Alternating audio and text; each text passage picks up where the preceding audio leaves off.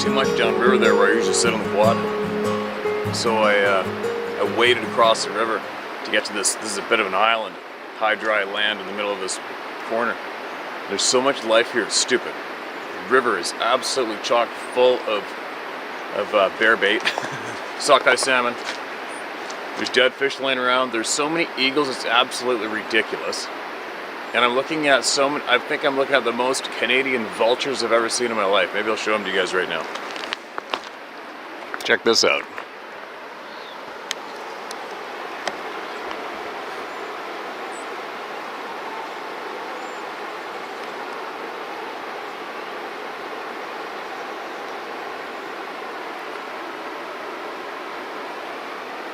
That is a lot of vultures.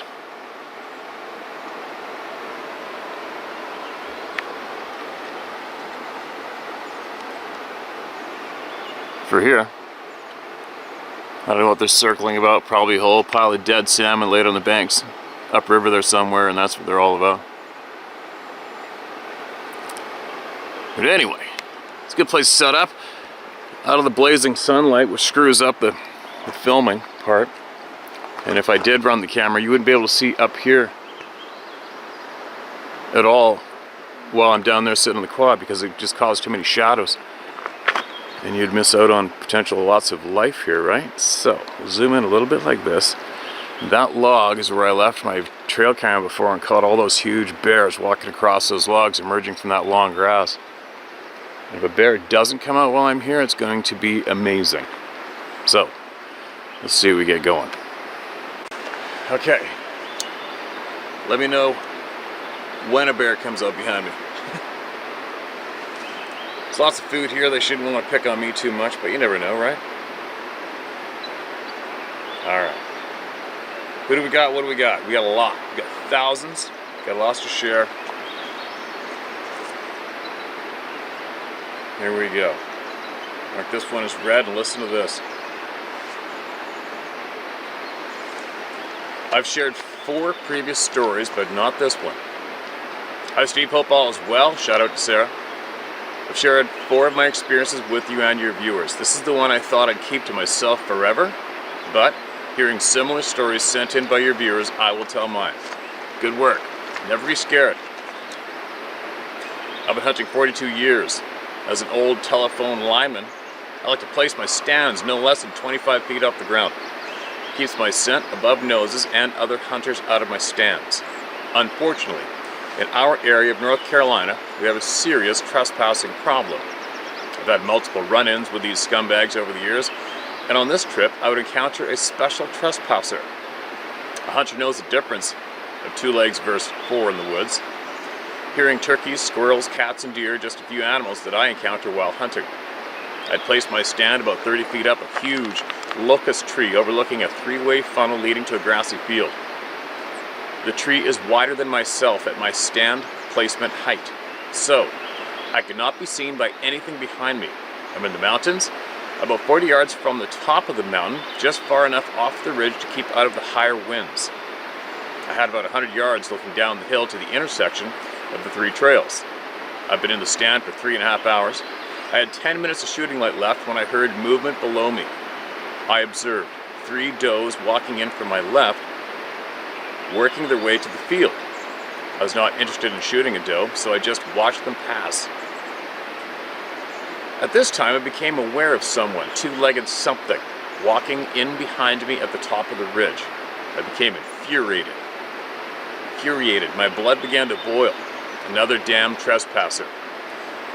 I turned. The sun was just going down behind the next mountain over, allowing me to see west without being blinded. I watched the ridge closely. I saw the figure coming out from behind the laurels.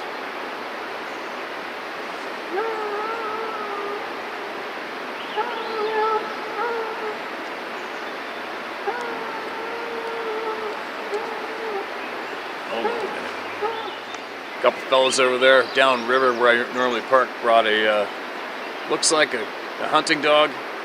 The hound, you can hear it, and some other flavor dog. Lucky I didn't bring Ruby down because they're off leash and don't need the grief, right?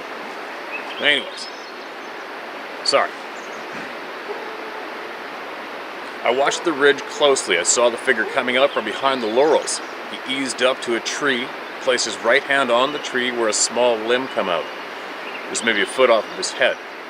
He was about 2.5 feet from the tree. At this moment, I noticed how tall he was. So I'm going through my memory bank. Okay, who's the tallest poaching lowlife that sneaks around trespassing and poaching? I can't think of anyone in that group of scum over 5'5" either way. I'm effing pissed. Today is the day I lose it. Every frickin' year, some lowlife comes stomping through while I'm hunting my land. I can see a perfect silhouette. I can see his head turning as he follows the deer below me. Then it just comes right out of my mouth.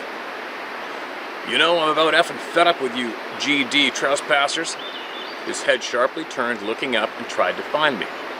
Every damn year you SOBs come in here trespassing. No respect for the landowners. Y'all gonna keep it up until there's bloodshed. He doesn't make a sound. No reply. I do notice he drops his head and looks straight down. All I can see is a dark figure on 2 legs. Outstretched arm holding a limb to the tree he is standing beside. What's the matter? You figure it makes you all cool just not saying anything? While I'm talking, I have pulled my binos to my eyes. I want to see this guy's face. He's only 40 yards away.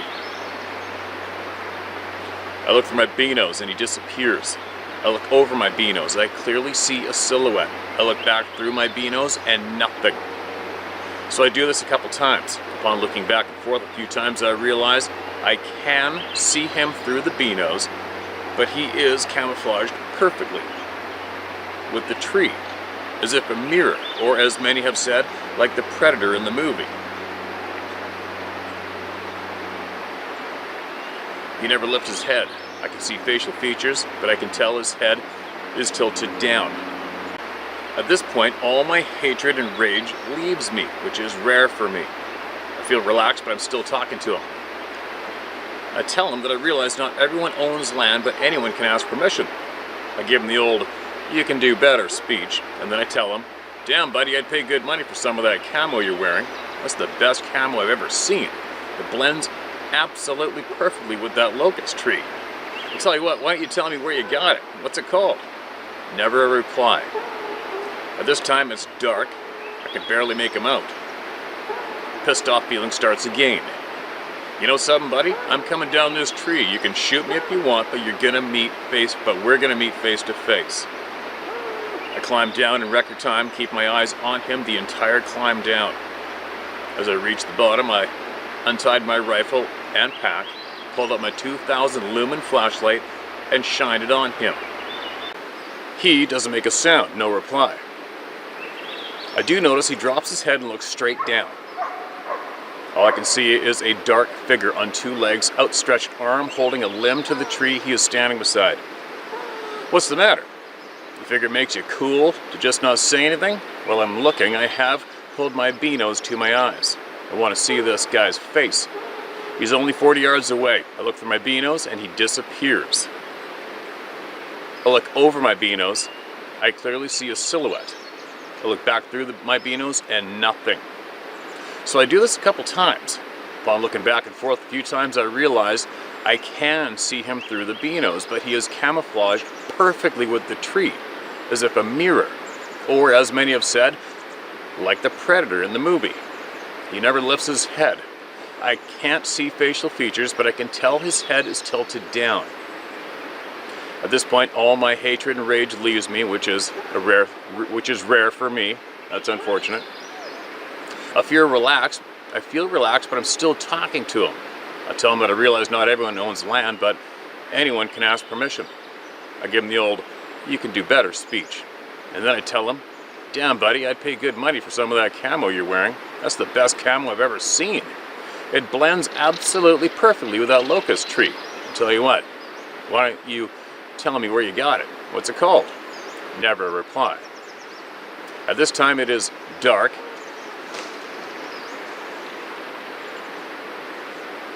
I can barely make him out. That pissed off feeling starts again. You know something, buddy? I'm coming down this tree. You can shoot me if you want, but we're gonna meet face to face. I climb down in record time, keep my eyes on him the entire climb down. As I reached the bottom, I untied my rifle and pack. Pulled out my 2000 lumen flashlight and shined it on him. It was like nothing I'd ever seen. Almost like a prism. I couldn't see it, but I couldn't see through it. At this time, I realized this thing was pushing 9 feet tall. In my mind, I thought he was on a stump or something. I told him to come on down the old logging road. "We need to talk because I'm tired of this shit." I took a couple steps, turned the flashlight back towards him, gone. So I stopped and listened, nothing. You could hear a squirrel hop at 100 yards, it was so dry, but I could hear nothing. This thing had vanished. By now it was totally dark. There was no way this thing could walk without light. And he'd damn sure make a noise. At this point I became spooked. That old sixth sense started throbbing. I couldn't move fast enough to get the quarter mile to my UTV. By the time I got the UTV started, I was in pure panic mode. I could feel something close to me. I drove the half mile to the main logging road to discover my wife driving up and down the old road in her Jeep. She was hot. "Where have you been? I've been calling your cell and driving here for an hour. Did you get one?" "Do you have to drag it out?" I asked. "What the hell are you talking about? It's maybe 5:45 p.m. It ain't been dark 30 minutes. In reality, it was about 7:30. I had lost 2 hours somewhere and I didn't have a single missed call or text on my cell. We went home and I told her what had happened. The next day, the wife and I went to the spot where the thing had stood the evening before. There was no stump beside the tree, and the limb that this thing was holding was 10, 11 feet off the ground. The ground was totally bare where it stood, almost looked clean, so to speak. After a few minutes, I got that uneasy feeling, as if we were being watched, so we left. I don't know what happened, or what I saw, and how I lost 2 hours of time is beyond me. The one thing that sticks out in my head the most is this thing never looked up, as if he thought, if I stand still and don't look at him, he will go away. Like we did as children, out of sight, out of mind. The peace that came over me during a rage was strange also. And then that same old fear rising as I was leaving. There's something to these beings. They get in our heads without speaking a word. Oh well, chalk up another one for old hairy ass. I really feel they attach themselves to some of us. Or maybe some of us are just more receptive to their vibes. I would pay good money for a set of that camo. Be safe and take care, Steve. Alright. That's a great email. Share. Big time. Appreciate you sending that in, man.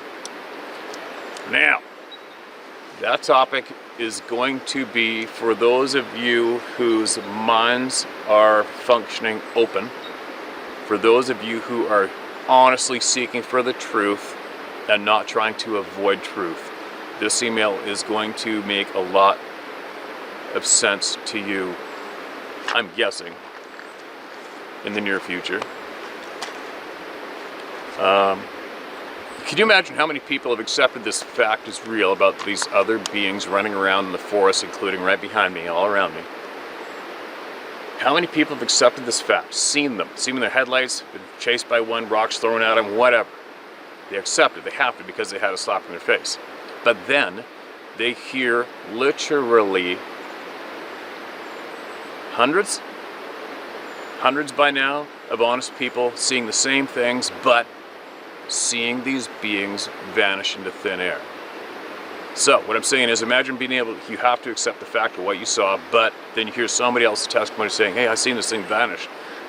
No, you didn't. No, I'm not listening to that. So my message to all of you right now is, if that's your mindset, you will remain stuck. You're not going to go, you're not going to get a ticket past go. You're going to be stuck there forever until you pass. Okay? You are. For all those out there who know what I'm talking about, you know what I'm talking about.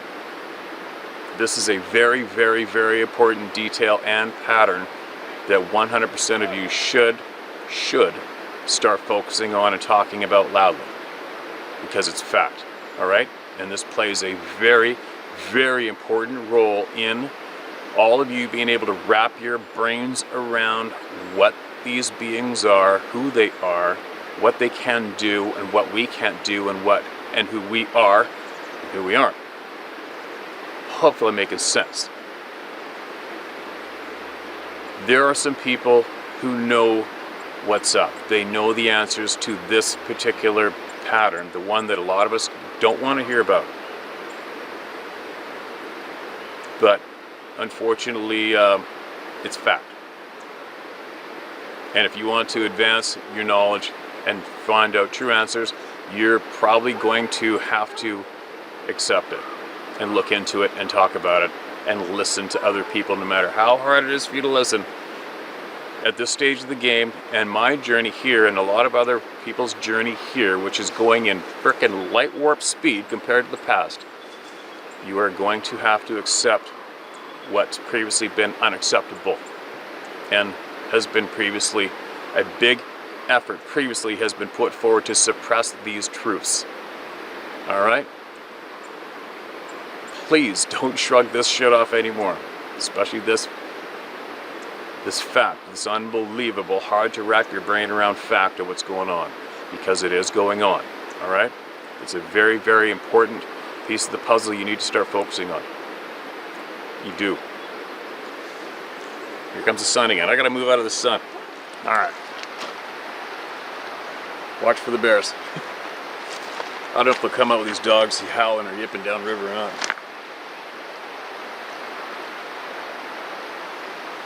Okay, who's next?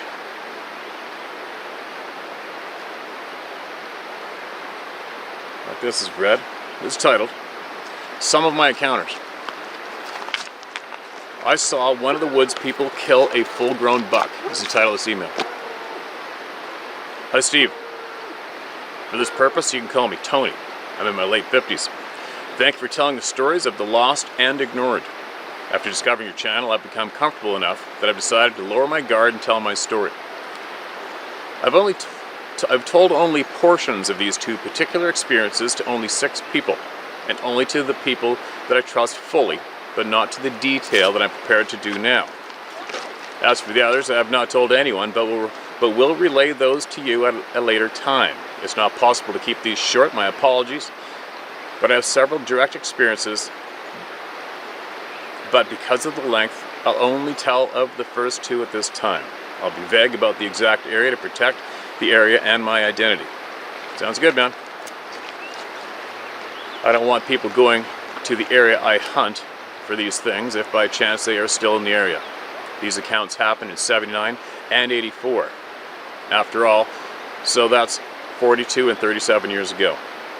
Please forgive me, but I think it's necessary to be a little more detailed for credibility and so that you and your listeners can understand my nature. Great-grandmother on my mom's side was First Nations from West Texas. I always have been an adventurous person, growing up in the 60s and 70s. It'd be fair to say that I was an open-range child and very independent. I was born in California, but moved around.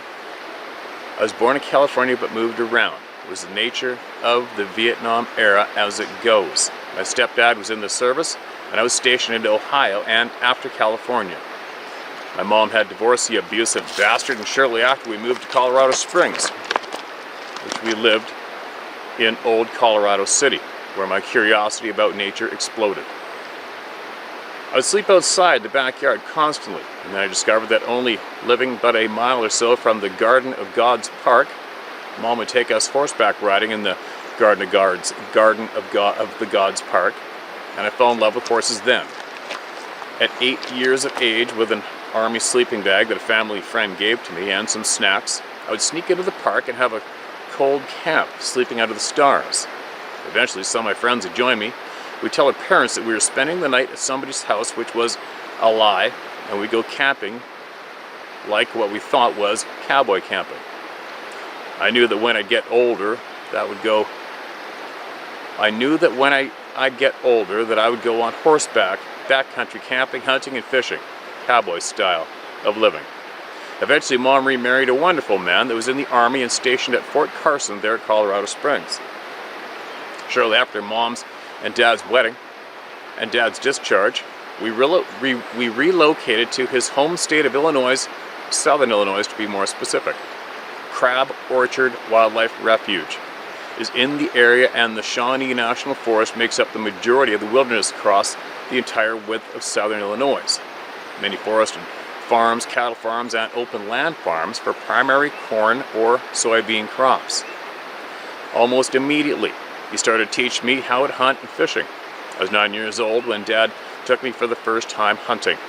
Within the first 20 or 30 yards of stepping into the woods, we stopped, at which time he told me what is expected of me and what is expected of being a safe hunter. Dad started talking about, as a hunter, how it was our responsibility how to act with other hunters that may be with us, how we are to respect the property that we're hunting on, how we to respect nature, and to be aware of our surroundings. Then he told me to close my eyes. I stood with my eyes closed. He told me to listen, and the woods would talk to me. He asked if I heard the birds, squirrels, and insects. He said, listen, and the natural sounds of the woods would talk to you, and that will let you know how you needed to move and where. He said, let your instincts guide you. If your instincts tell you to go left, go left. If your instincts tell you to go right, then go right. But if your instincts tell you to go home, then you go home, because that means there is a danger of some kind. He then told me to open my eyes. Then he went on to tell me to be aware of the natural sounds in the woods, because if you don't hear them, that something is wrong, and to be even more alert and listen with your instincts. These are great lessons. He also said that I can apply this to everyday life. He said, instincts would carry me through life. Trust yourself and always respect nature, because nature doesn't care who you are, and that nature will always win if you disrespect it. Being new to hunting, I couldn't comprehend the part of going home that he was talking about, because it was already told to me that there wasn't anything in the woods that would hurt me. There were no bears or wolves, and the only large cats were bobcats, and at that time no panthers. To this day, as I was taught, as soon as I step into a field or into the woods, I stop and close my eyes to listen. This starts my hunting process and the beginning of the surveying of my surroundings. It wasn't until I was older that I started seeing bobcats during my deer hunts before I would only hear them on occasions while coon hunting. This still doesn't explain that statement from my dad so many years earlier. Dad's father also taught me about hunting and the woods. His grandmother was First Nations from the Cherokee Nation, and it was obvious that Grandpa taught Dad how to hunt. More about Grandpa. Possibly at a later time, more about Grandpa, possibly at a later time of Grandpa's experience when he was stationed in Alaska during World War II, and stories from his grandmother told him. Then there are my stories of when I'd go to Sequim, Washington, to visit my biological father and hike into the Olympics, but that's for another time. In high school, I was very active in sports, especially in the track type of sport. During this time, I grew to 6 foot 4 inches, but because of the number of miles that I ran year round, as much as 16 plus miles on certain days, so to stay fit for sports, particularly track. I only weighed 145 pounds. I was pretty successful in high school sports. After high school, I still ran, just not as much, but rode a bike quite a bit, weight training, and started martial arts, at which time I started bulking up to weigh 200 pounds. As I had decided and signed up to join the U.S. Armed Service, before I was able to leave for boot camp, just in a week and a half though, I was in a work-related accident that disqualified me from entering the U.S. Marine Corps. After recovering, I had to make other plans. Before my high school graduation and accident, I grew up on a farm. We lived 4 miles out of town on a farm with 200 plus acres, another 150 to 200 acres access. During hunting season, as soon as I got off the bus, I was shedding my school clothes and jumping into my hunting clothes and out the back door, and Mom would only say, "Bring something good back." I'd go for my solo hunts, which rabbit hunting was my favorite. I'd go and let the beagle dogs run, and if it was a drizzling rain or if it was lightly snowing, I was in heaven. We trapped beavers, muskrats, hunted coyotes, and I'd run those lines and reset solely. I'd also go solo coon hunting, just me and the dogs in the woods in the middle of the night. Dad and I made very good money selling those hides/pelts. They brought good money, especially during those days. This was my way of life. It went on for several years. As an adult, I did do exactly what I say, what I was going to do. I did go on backcountry backpacking and horseback hunts and fishing trips. I've hunted many states, from hunting hogs and gators with a licensed gator hunter in Florida. I've been hunting for black bears along the East Coast and the Appalachians. I've hunted hogs in other states between the Appalachians and western states. I've been on antelope hunts in New Mexico. Moving northward from there, I've hunted for mule deer and elk and bighorns in Colorado and into Montana. Then between those states, going back east for game birds, on up into the upper peninsula of Michigan for whitetail. Very little game have I not hunted in the lower 48. Alright, we got it. My first experience was '79. I was 16 years old, and just a day after my freshman year of high school had ended, my grandfather passed away on my mother's side. My mom, dad, and my youngest sister flew out to California. Being the oldest, I would stay home. I had my summer jobs to work, summer league baseball practices, and I had cattle, horses, and dogs. 5 were hunting dogs, 5 dogs that were pets to feed. My younger brother went to friends to stay, and my other younger sisters went and stayed with family. So I had the house for an entire week to myself. Everything was great. I'd get up early in the mornings to go to work, go to practice, come home, take care of the livestock, take my shower, cook my supper, watch TV, and go to bed. Repeated this every day until Saturday. On Saturday, I went and helped a friend that was also a farmer rebuild a couple of stalls for his horses. Then I came home. Again, I took care of the livestock. I went in and took my shower, made dinner, started watching TV. It was about 11:45 p.m. when I heard something unusual. I heard soft whimpers at the front door. So, as I opened the door, I saw all 5 dogs piled on top of each other, pissing, and a couple had evacuated their bowels so bad that you could smell the scent from the anal gland. 3 of the dogs were big. The first was an adult male Rottweiler, about 130 pounds, which of course was a very good watchdog and very loving but protective. The second was an adult male Russian Black Terrier, about 140 pounds, which is also very lovable but very protective, and very good cattle dogs, which could count. When he would bring the cattle up for me to the barn, he would stand behind them, and if not all the cattle were at the barn, without having to tell him, he'd run back into the pasture to collect the rest. The third was an adult male German Shepherd, about 125. Everyone knows how very smart, loyal, and protective attributes the German Shepherd has, which he lacked nothing, believe me. Any two of those dogs alone would keep any size pack of coyotes away. I've seen them at work and run off packs of coyotes, and at least one pack with 8 or 10. The other two dogs were beagles.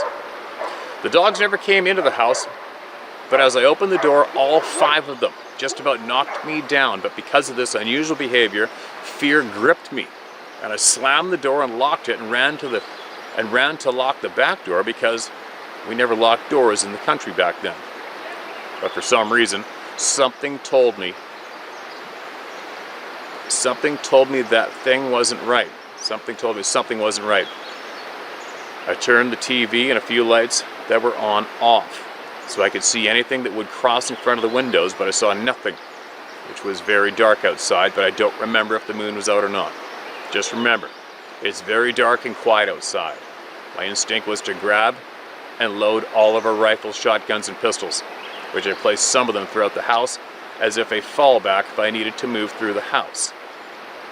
I know it all sounds crazy, but I was so freaked out, and especially with our large dogs acting like they were. I moved things out of a corner of the front room and placed a chair in that corner so I could see from any direction for whatever might enter the house, and the dogs laid quiet around me as I sat in the corner. Yeah, that'd be pretty alarming for anybody, right? Big time.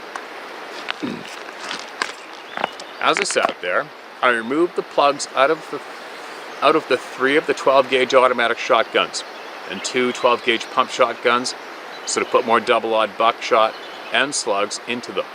I loaded everything: Springfield 30-06, 2 30-30s, Remington, bolt-action 308, Ruger Mini 14, and M1 30 caliber carbine, and assorted 16 and 20-gauge double-barrel shotguns with 2 22 rifles and assorted pistols from 45s, 357s, and 22s.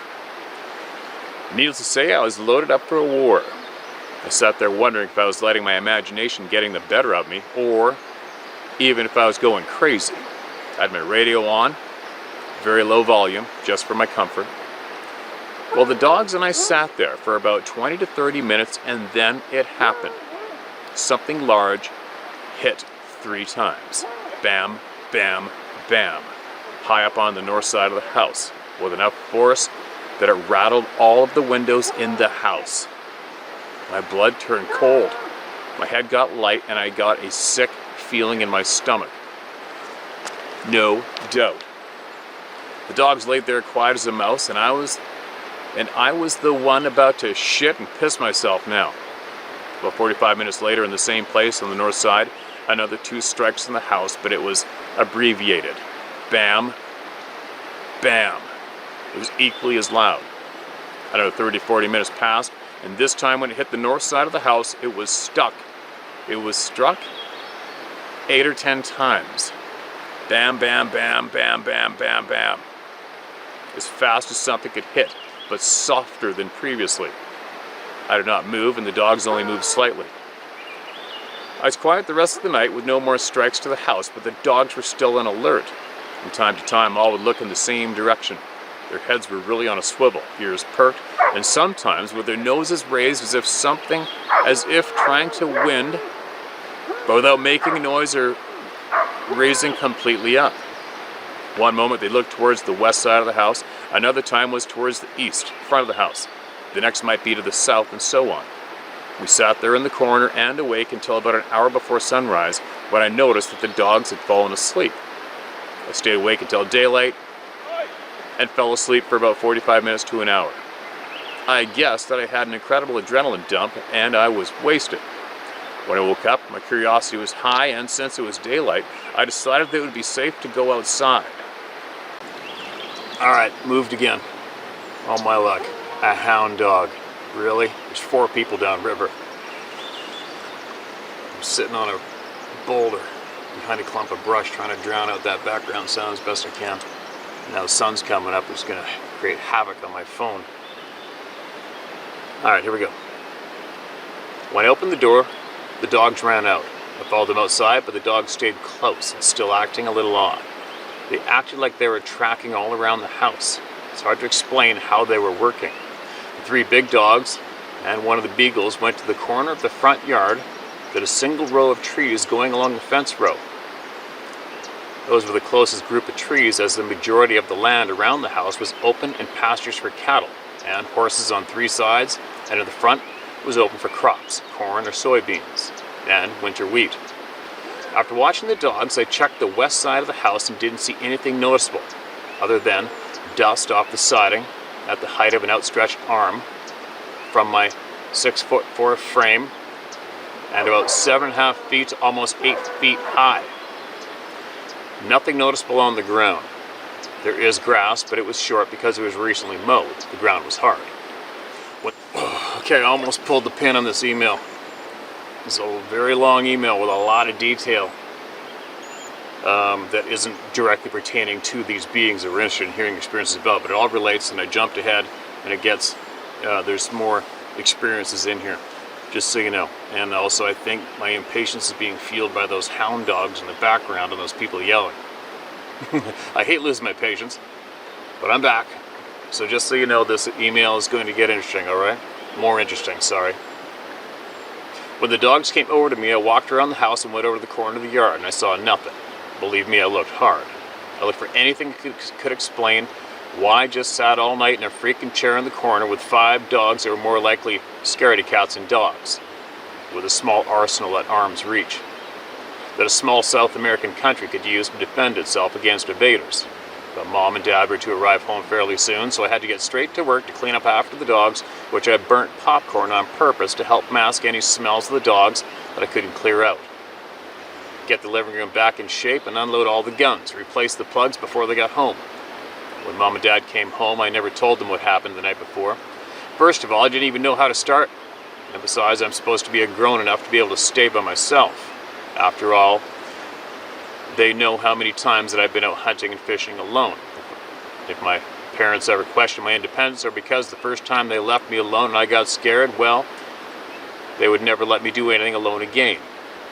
After that, though, if I ever go outside at night, I'd make it an excuse to at least take my 30-30, which usually the excuse is for coyotes. Still not knowing what it was. I never had the first thought of Bigfoot because they don't hit the side of houses, right? That's how naive I was on the subject. I never heard stories about them and didn't have any idea about them hitting the side of houses. In Illinois, there was a creature referred to as Momo, but I never linked it to a Bigfoot-type creature. Nothing else ever happened like that again. Our parents have passed away, and I never really talked to them about this incident but years later I asked my brother if he had something like that happen, or if he knows if Mom or Dad had, which he said no. Nothing like that happened at the farm to him, but he told me of a bear sighting that he and his girlfriend had one time while parked out in the Shawnee National Forest. I said, you know, that wasn't a bear because Illinois doesn't have bears. He said, yes, he knows, but he had to tell her something because she was freaking out so bad. He said it was very dark in the trees, but he could see something on all fours and very wide. But the light that was bleeding through the tops of the trees were enough that he could see it rocking side to side. At that time, he drove them out of the area, as in his words, like a bat out of hell. He drove me to the spot, and even though the vegetation changed from so long ago, the rocks and small bluff are the same it was then. We walked over to where he had seen the bear, which was 30 to 35 yards from where his car was that night. My experience caused me to be frightened of the night, which I hated because I spent so much time at night by myself, whether it was hunting or fishing. I eventually fought back the fear, but alone in the woods at night wasn't the same as before my experience. I'm always on guard and cautious. As I became more skilled at hunting, I've had bobcats climb the very trees that I was hunting out of on several occasions. I've had bobcats and their cubs pass by me. A few of those times they were from 20 to 35 yards away, and a couple times within 15 yards as I was stalking deer. I've personally seen 2 black panthers and 1 chocolate brown panther that the Forestry Service discounted quickly. 2 of those times were with a co-worker who saw them also. These sightings were between the years of 2000 and 2002. Alright, my company's left. I moved back into some shadows again so I could read smoother. Years before those panther sightings, I became a very successful hunter with a bow and gun, but to challenge myself, in the early 80s I primarily became a stalking bow hunter. As hunting gear is limited to what it is nowadays, I made my ghillie suit and modified knee-high moccasins by waterproofing, insulating them, and changing the soles to more comfortable but flexible gumshoe soles to be more stealthy. I'm a great believer in changing my emotion in the woods in hopes of changing my pheromone signature to calm and not as a predator. I believe a person's body transmits these chemical changes and the animals can smell those.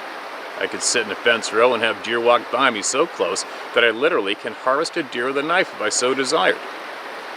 I've stalked within 25 yards of bedded whitetail bucks, taken me a couple of hours, but that's how I challenge myself. I was 22 in mid-November of '84, and light snow was falling when I decided to go hunting. My wife at the time was going to be busy with her mom, which we usually spent time together on my days off, seeing that I had a busy schedule. I had a full-time job and part-time I was a preacher. I wanted to get in some hunting in before deer shotgun season came in because I stopped hunting right before, because with all the hunters which I use in the loosest of terms from Chicago and other places, as they hunt and shoot up the country while making what they refer to as sound shots to get the deer stirred up and out of their routine. So I went to an area a mile west of the farm that I grew up on. There are two sets of tracks in this area.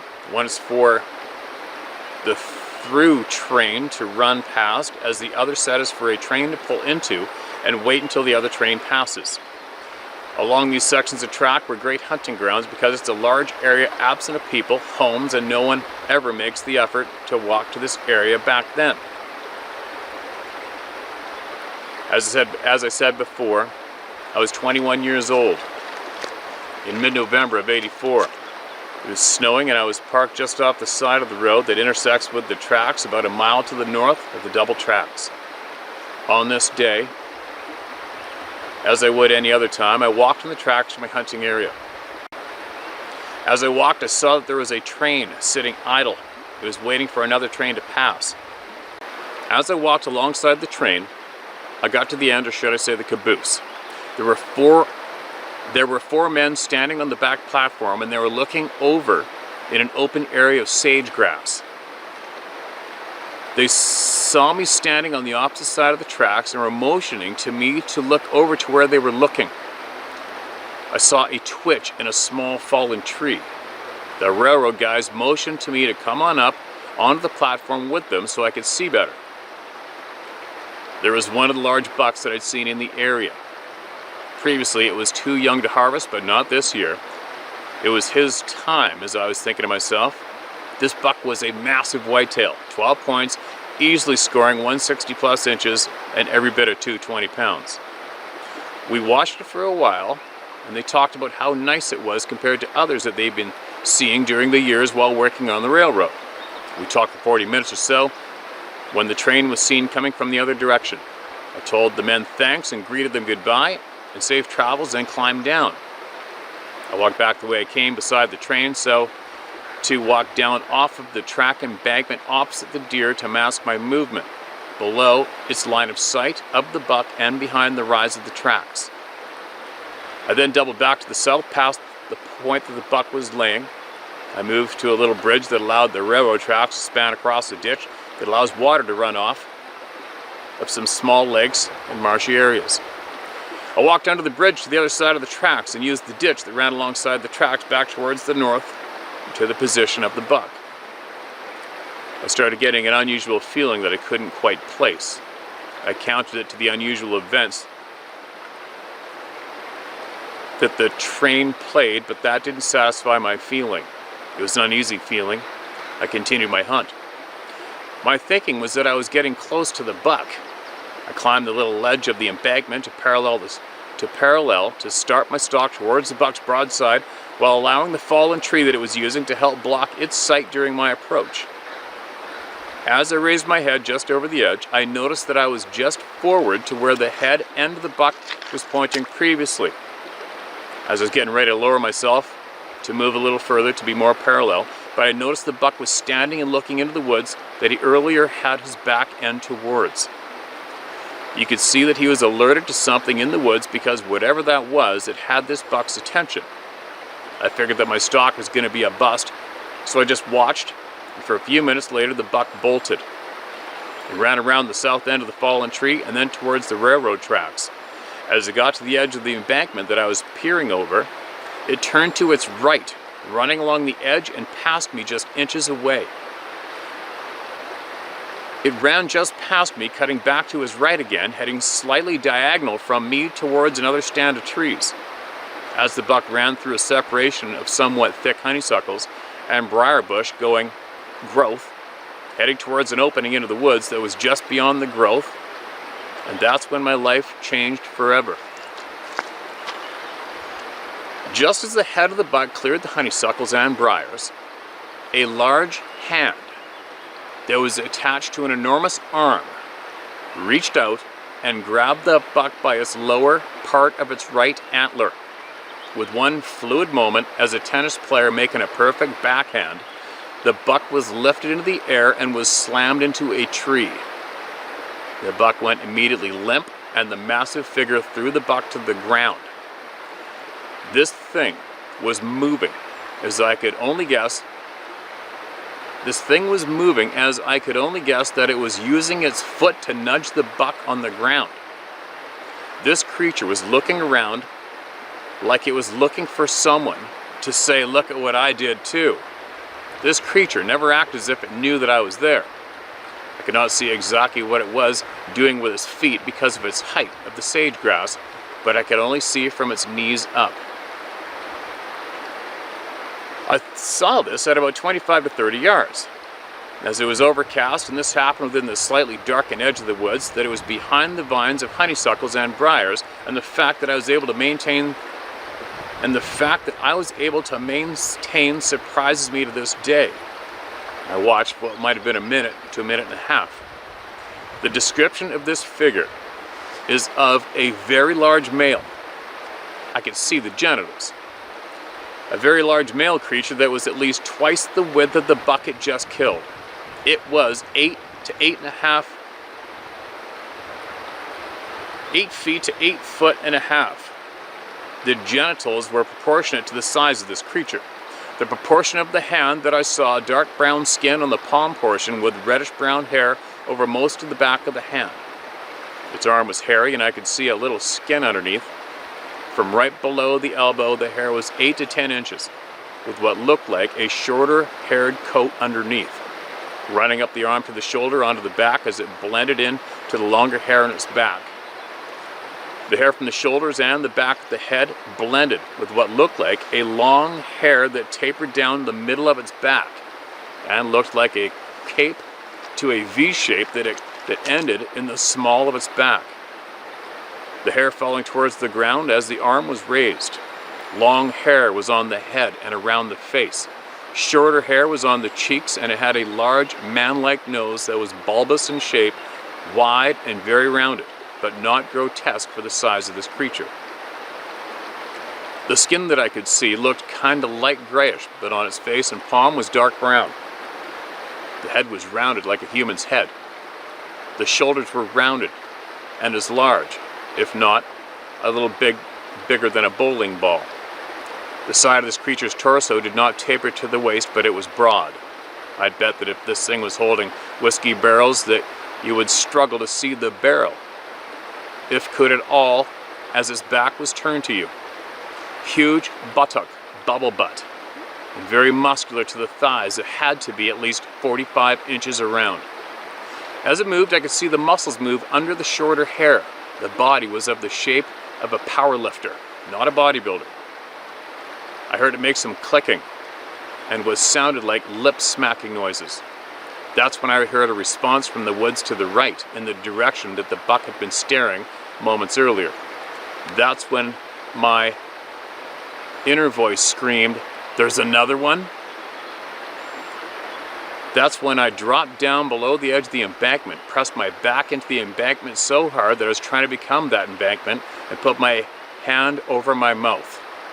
Not to hold back my screaming myself, but to try to calm my breathing and keep it quiet.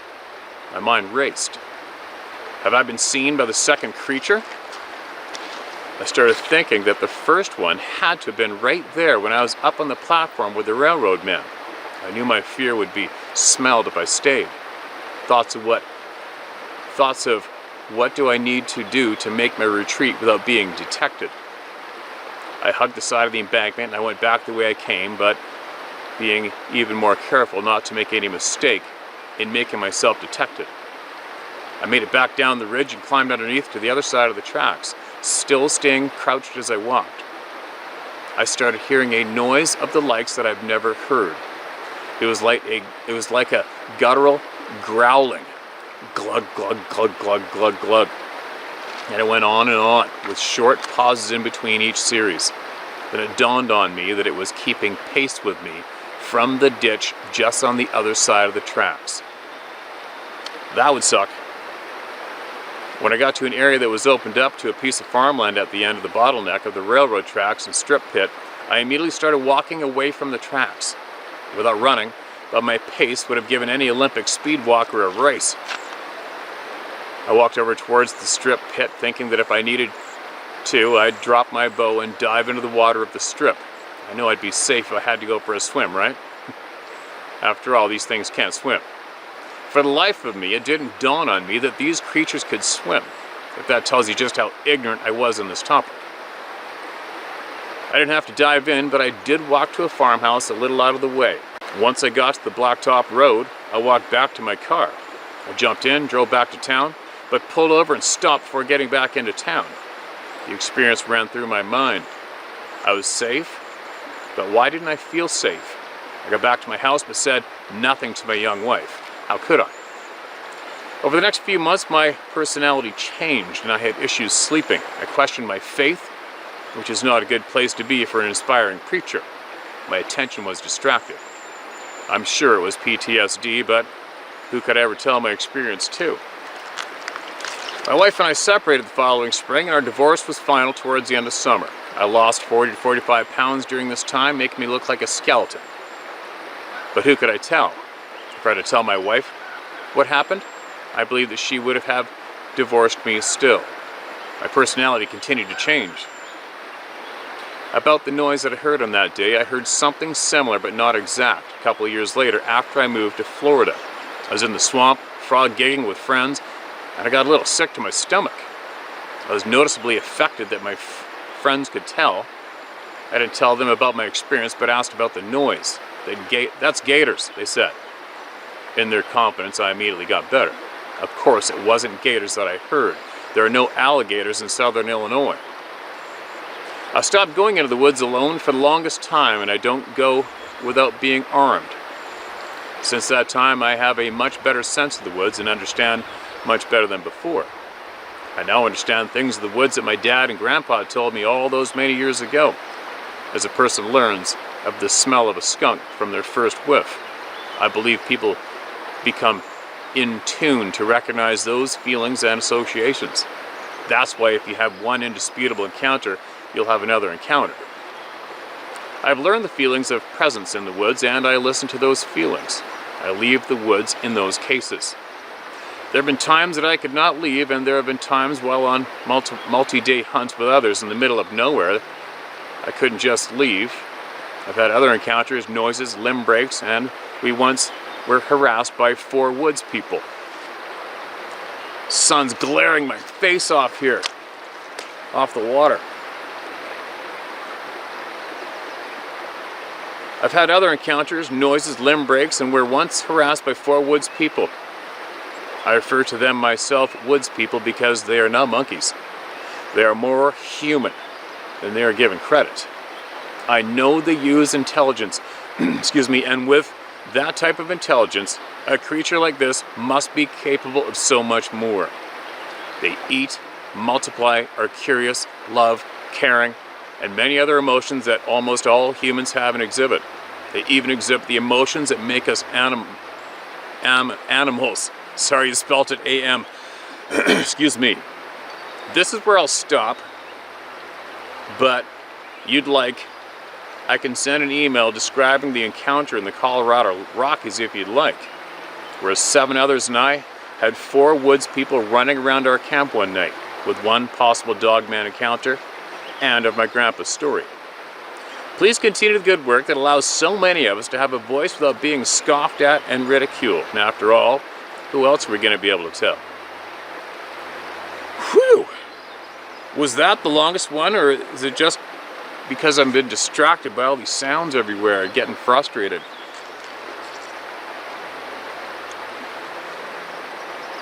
I don't know.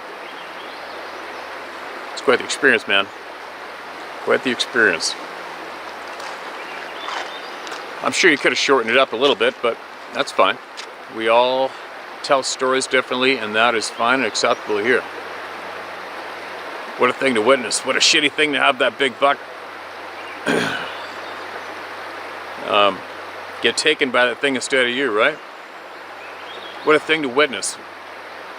We've heard of a lot of people, what comes to mind, I've heard of people seeing from their tree stands. One particular hunter saw from tree stand a female one stalking tree to tree and some hogs that were feeding close to a stand, and she leapt at it, starting like a frog in a way, I think he described, leapt at it like greased lightning, and she slapped the 100 plus, maybe 200 pound hog, slapped it, and it went flying into a tree, and the impact killed it. What? Right? Had a lot of people seeing these things hunting hogs. Carrying bears near where I used to live in the Duffy Highway. People seen one running across the highway with a white mountain goat under its arm. You've been seen with bears, with elk, everything. But anyway, I gotta get back. I wish I got more voices heard, but this should be suffice for today. But I gotta get back. I gotta can a bunch of salmon today. And I gotta finish my front gate pillars, get ready. So Sarah's gonna stain them. She wants to be proud of her new gate that I built for her for when her family gets here. And then I am going back out to the coast, and I'm gonna go film and fish and do what I do out there. And I got a guide as well, and keep this ball rolling.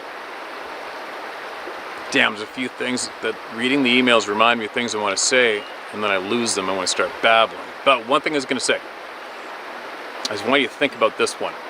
A lot of people, the big question is, why doesn't the government speak openly about this? Why doesn't the government come clean and tell us what they knew about this? Why? You know, my stance on the government, first off, my attitude is, screw the gov. I don't need those assholes for nothing. Now, some people have said the reason they feel the government won't acknowledge these beings is because they may go annihilate them. How am I going to word this? My brain's not meshing up my lips again. Some people have been scared that if these beings were acknowledged by the government, people would go out and try to annihilate them. Now, what I'm trying to get out of me is, have you ever thought of the fact that maybe possibly these beings would annihilate the government? Think about that one, alright? Think about the patterns I mentioned earlier in the beginning of this video, which to me seems 3 hours ago. But think about that one. Think about the absolute possibility that these beings could possibly do to us all of that plus more if they felt like it. Think about that one. All right? Think about the possibility that maybe there's already been a warning to humans to absolutely leave them alone and don't talk about them or else. Right? You never know. But it seems to be a bit of a possibility to me at this point of the game. Maybe. I'm just throwing it out there. I'm thinking out loud. It would make sense though, wouldn't it? It would possibly make sense for the group of people who seem to be in control of the mainstream knowledge and news and the education program, etc. And there's 3 salmon 6 feet from me right now. You have to let me move.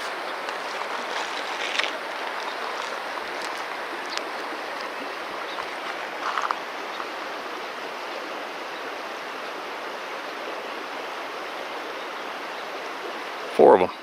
Cool.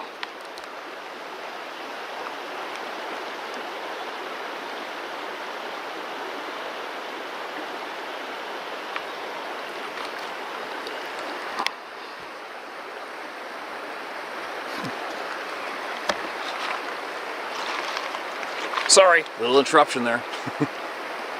That's kind of cool. I got 4 sockeye salmon swimming around right by my feet.